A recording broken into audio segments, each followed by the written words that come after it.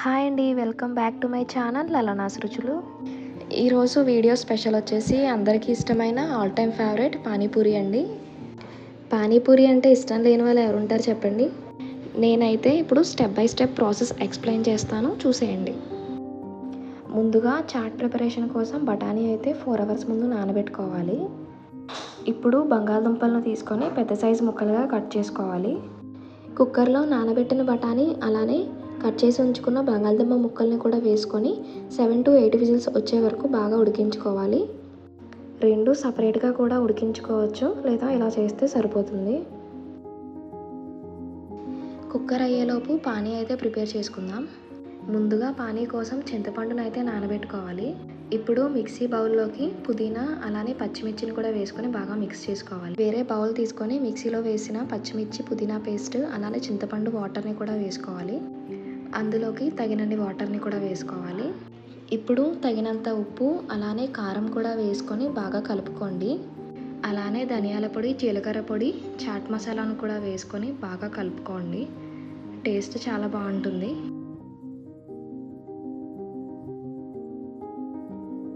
పానీ అయితే ప్రిపేర్ అయిపోయిందండి. బఠానీ ఉడికిందో లేదో చెక్ చేసేద్దాం ఒకసారి.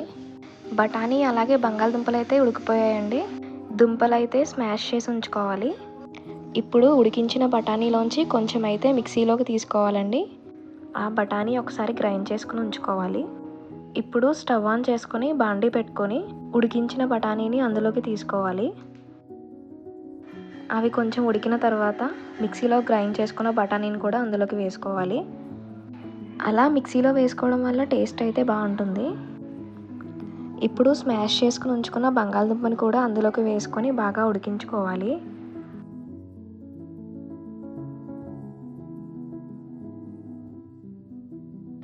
అందులోకి తగినంత సాల్ట్ అలానే కారం కూడా వేసుకొని బాగా మిక్స్ చేసుకోండి.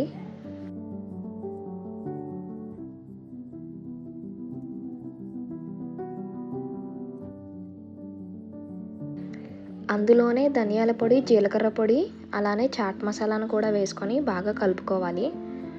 వాటితో పాటు బిర్యానీ మసాలాను కూడా వేసుకుంటే టేస్ట్ అనేది వేరే లెవెల్లో ఉంటుందండి. జీలకర్ర పొడిని అయితే వేయడం మర్చిపోయానండి, సో లాస్ట్లో అయితే వేసాను. చాట్ ప్రిపరేషన్లో ఫైనల్గా కొత్తిమీర వేసుకొని గార్నిష్ చేసుకుంటే అయిపోయినట్టే అండి. తర్వాత వేరే బాండీ తీసుకొని 7 to 8 tablespoons వరకు ఆయిల్ వేసుకొని బాగా వేడయ్యే వరకు ఉంచాలి. ఈ పానీపూరీలు అయితే బయట దొరికేస్తాయండి రెడీమేడ్గా, సో అవి తీసుకొని ఫ్రై చేసుకుంటే బాగుంటాయండి. ఇవి ఇంట్లో కూడా రెడీ చేసుకోవచ్చండి. నెక్స్ట్ టైం చేసినప్పుడు ఖచ్చితంగా ఇంట్లో చేసి మీకు చూపిస్తాను. మీరు బయట తినే పానీపూరి ఎంత బాగుంటుందో దానికన్నా ఇది ఇంకా బాగుంటుందండి. ఖచ్చితంగా మీరు ఇంట్లో ట్రై చేయండి.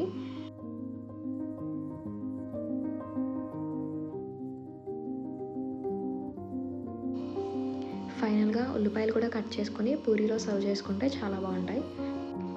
మా రెసిపీ మీకు నచ్చినట్లయితే ఖచ్చితంగా లైక్ చేయండి, షేర్ చేయండి, అలానే కమెంట్ కూడా చేయండి. సబ్స్క్రైబ్ చేయడం మాత్రం మర్చిపోకండి.